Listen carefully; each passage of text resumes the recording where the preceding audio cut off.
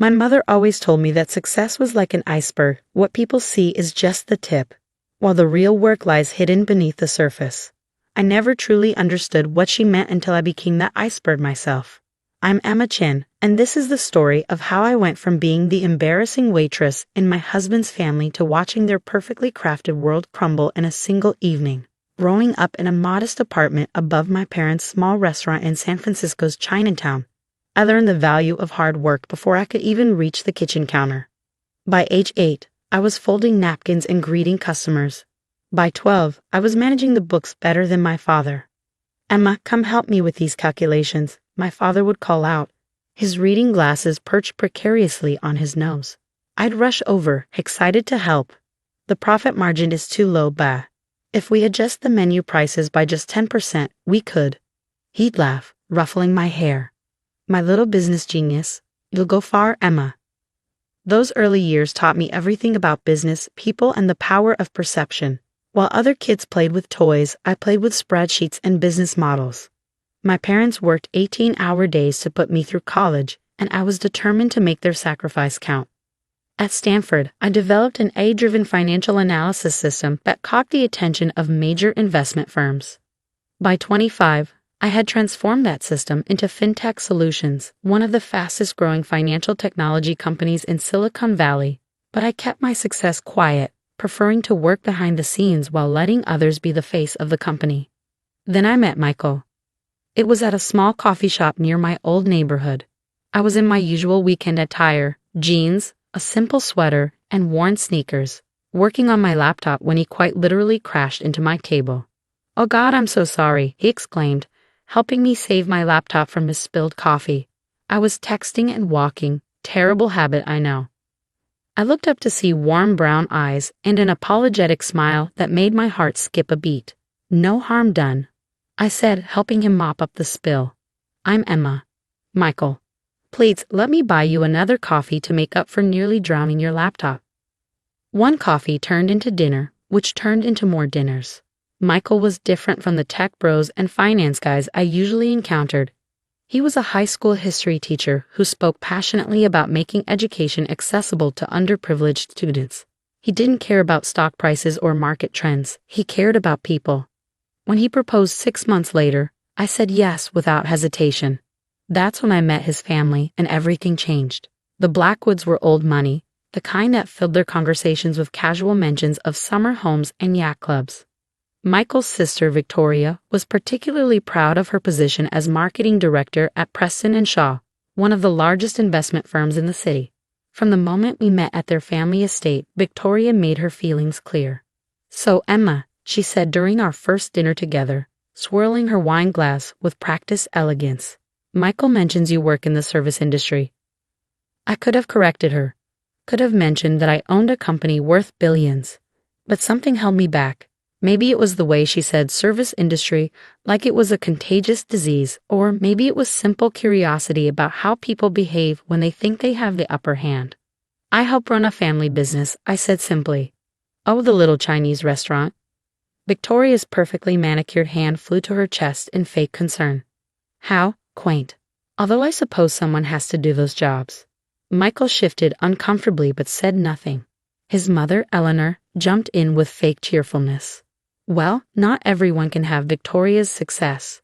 She just closed a major marketing campaign for Preston & Shaw." The CEO himself praised her work. I had to bite back a smile at that. Preston & Shaw was one of the many companies that licensed my financial analysis software. In fact, they were in the process of negotiating a larger contract with my firm. "That's impressive," I said sincerely. Victoria preened. The next few months established a pattern. Every family gathering became an opportunity for Victoria to showcase her superiority and remind everyone of my unfortunate background. Michael would squeeze my hand under the table but never openly defended me. "They're just set in their ways," he'd say later. "Give them time." Then came the announcement. Victoria was organizing a grand party at the Blackwood estate to celebrate her promotion to senior marketing director. The guest list included Preston & Shaw's executive team and several major clients. "Of course, Emma," Victoria said during the planning dinner, her smile sharp as a knife. "We'll need extra help with service." Since you have experience waiting tables, would you mind helping out? The professional staff could use someone to direct them. Eleanor clapped her hands. What a wonderful idea. Emma knows all about running a restaurant. It's perfect. I met Victoria's smug gaze across the table. Of course, I said calmly. I'd be happy to help. Later that night, Michael tried to apologize. You don't have to do this. We can tell them you're not feeling well. No, I said, a plan already forming in my mind. I want to help. After all, it's a big night for Victoria. Everything should be perfect. What they didn't know was that I had received an interesting email that morning. Preston and Shaw's CEO, James Preston himself, wanted to meet the mysterious founder of FinTech Solutions to discuss a potential merger. He would be attending Victoria's party. The pieces were falling into place, and for the first time since meeting the Blackwoods, I felt a genuine smile spread across my face. Victoria had no idea that her perfect party was about to become the stage for something far more interesting than her promotion celebration. Sometimes, I reflected, the best revenge isn't about getting even. It's about revealing the truth in the most spectacular way possible. And I had a feeling this party was going to be very spectacular indeed.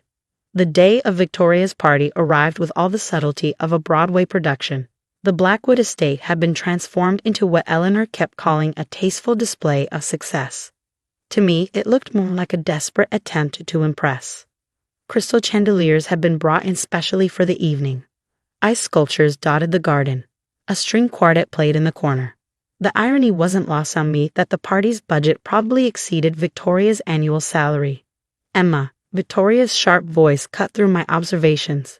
She was already dressed in a designer gown that probably cost more than my parents' first restaurant. The catering staff is waiting in the kitchen. Do try to keep them organized. And please, she looked pointedly at my simple black dress, stay in the background. This is an important night for me. I nodded demurely. Of course, Victoria, I'll make sure everything runs smoothly. Michael caught my arm as I headed toward the kitchen. You don't have to do this, he whispered.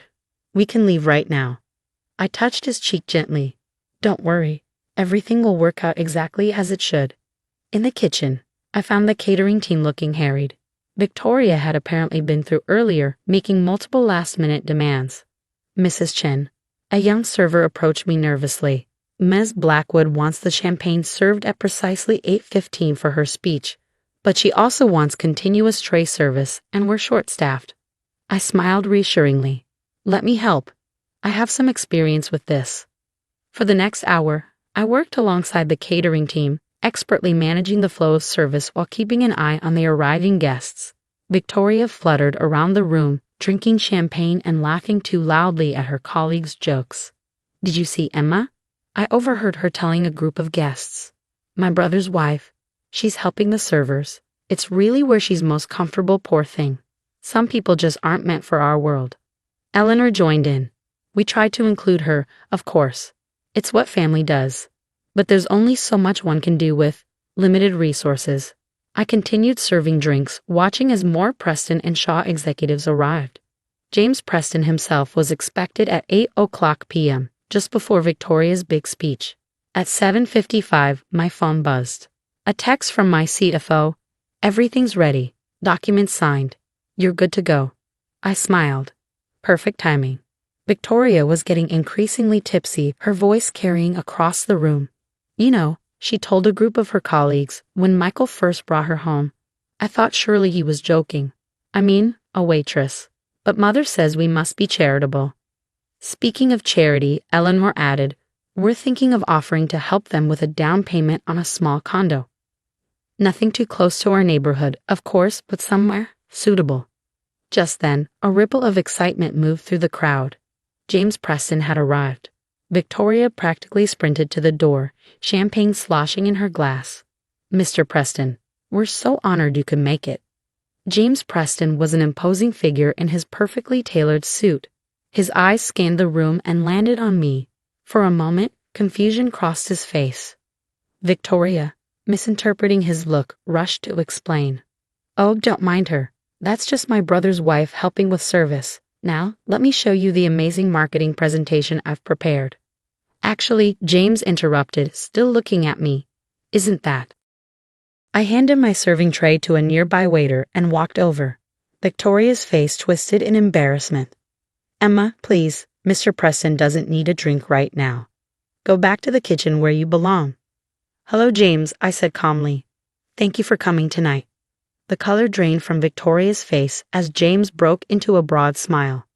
Mrs. Chen, I didn't expect to find you serving drinks at your own party. My own? Victoria's voice had risen an octave. Well, yes, James continued. Given that FinTech Solutions just acquired controlling interest in Preston and Shaw, I assumed this party was to announce the merger. He turned to me. Unless you wanted to keep that quiet for now. The room had gone completely silent. Even the string quartet had stopped playing. Victoria's champagne glass slipped from her fingers, shattering on the marble floor. I don't understand, she stammered. Emma's a waitress. She runs a small Chinese restaurant. A restaurant? James laughed. Mrs. Chen is the founder and CEO of FinTech Solutions. She just became my boss, and effectively yours too. He turned back to me. Those algorithmic improvements you suggested for our trading platform are brilliant, by the way. Eleanor had grabbed onto a nearby chair for support. This must be a mistake. Emma's not. She couldn't be. Oh, but I am, I said softly, but in a silent room, every word carried. FinTech Solutions has been my company from the beginning. And as of 10 minutes ago, we own 51% of Preston and Shaw. I turned to Victoria, including the marketing department. Victoria's face had turned an interesting shade of green. But all those times you treated me like a servant. I finished for her, made comments about my background, suggested I wasn't good enough for your family. I smiled. I remembered every single one. Michael had pushed his way through the crowd. Emma, why didn't you tell me? Would it have made a difference? I asked quietly. Would you have stood up to your family if you knew I was wealthy? Because you never stood up for me when you thought I wasn't. The weight of those words hung in the air. Michael stepped back, his face a mask of shame. James cleared his throat. Well, since we're all here, shall we make the announcement official? Preston and Shaw's new direction under FinTech Solutions leadership. Of course, I agreed. Victoria, I believe you had a speech prepared about the company's future. Would you like to deliver it, or shall I? Victoria swayed slightly, then turned and ran from the room, Eleanor hurrying after her. I took a champagne glass from a nearby tray and clinked it gently. Ladies and gentlemen, if I could have your attention, please. The aftermath of my announcement rippled through the Blackwood family like a tidal wave. As I stood at the podium outlining FinTech Solutions' vision for Preston and Shaw's future, I could see various family members processing their new reality in different ways. Michael had retreated to a corner, looking shell-shocked. Eleanor was nowhere to be seen, presumably having followed Victoria. Mr. Blackwood, who had been unusually quiet throughout my time in the family, stood by the bar with an empty glass, looking thoughtful. After the formal announcement, James Preston pulled me aside. That was quite a dramatic reveal, he said, his eyes twinkling. Though I must admit, I'm curious why you let them believe you were a waitress for so long. I sipped my champagne. Sometimes people show you who they really are when they think you're beneath them. He nodded sagely. Well, their loss is our gain. I look forward to working with you, properly this time. As the party began to wind down, Victoria reappeared, her makeup hastily fixed, but her composure clearly fragile. She marched straight toward me. You humiliated me, she hissed, in front of everyone who matters in my professional life. No, Victoria, I replied calmly. You humiliated yourself.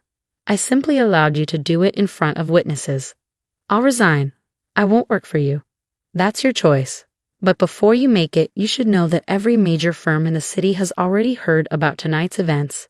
Your reputation for looking down on service workers while unknowingly insulting your CEO won't help your job search. She deflated slightly, reality setting in. What do you want from me? I want you to learn from this. Starting Monday, you'll be working with our community outreach program. We're partnering with several local restaurants and small businesses to provide financial technology support. You'll be reporting directly to my mother. Your mother? Victoria looked confused. Yes, she still runs the family restaurant by choice, not necessity. She'll be overseeing our small business initiative. I think you'll learn a lot about real business acumen from her. Victoria opened her mouth to protest, then closed it again. For the first time since I'd known her, she looked uncertain. Eleanor approached next, her usual perfectly composed facade cracking. Emma, surely we can discuss this privately. We're family after all. Family? I turned to face her. For 3 years, you've treated me like an embarrassment. You excluded me from family photos, seated me with the staff at gatherings, and made countless comments about my unfortunate background. When exactly did you consider me family? We didn't know that I was wealthy, and that's the point, isn't it? You thought I was poor, so I wasn't good enough. Now that you know I'm rich, suddenly you want to talk. Mr. Blackwood stepped forward, surprising everyone. She's right, Eleanor. We've behaved abominably. He turned to me. I've sat back and watched this family's values deteriorate into something I don't recognize.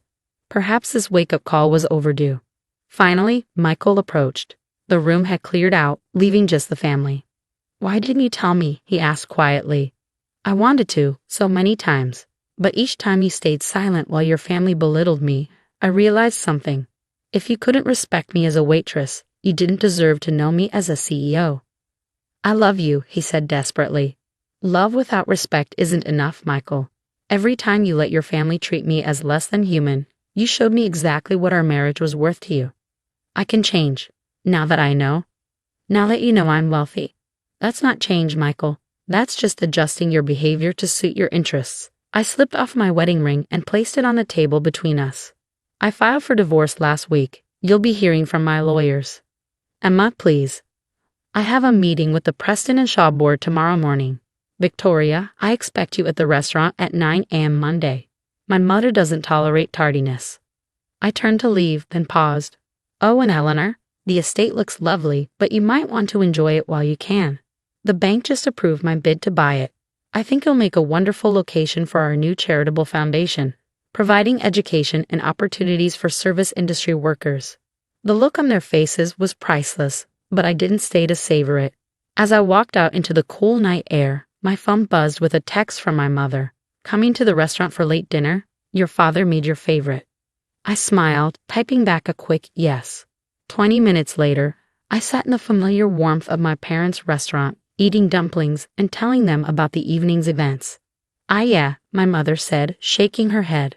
Such drama. But good. Some people need to learn respect the hard way.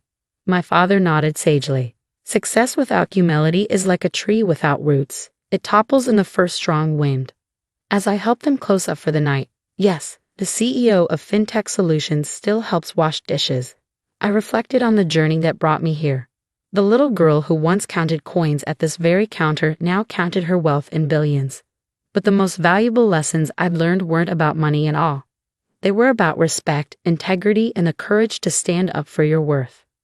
6 months later, Victoria had transformed under my mother's mentorship, discovering a genuine passion for helping small businesses succeed. The Blackwood estate had become the Chen Foundation for Educational Opportunity, offering programs for underprivileged students and service industry workers looking to advance their careers. Michael sent occasional emails, but I never responded. Some bridges, once burned, should stay crossed. As for me, I finally stepped into the public eye as FinTech Solutions CEO, but I never stopped helping at my parents' restaurant on weekends. It keeps me grounded, reminds me of where I came from. Sometimes customers do a double take when they realize their soup is being served by a billionaire CEO. I just smile and ask if they need extra napkins. After all, success is like an iceberg. What people see is just the tip. The real substance, the true measure of a person's worth, lies in how they treat others, especially when they think nobody important is watching. And that's a lesson the Blackwoods learned the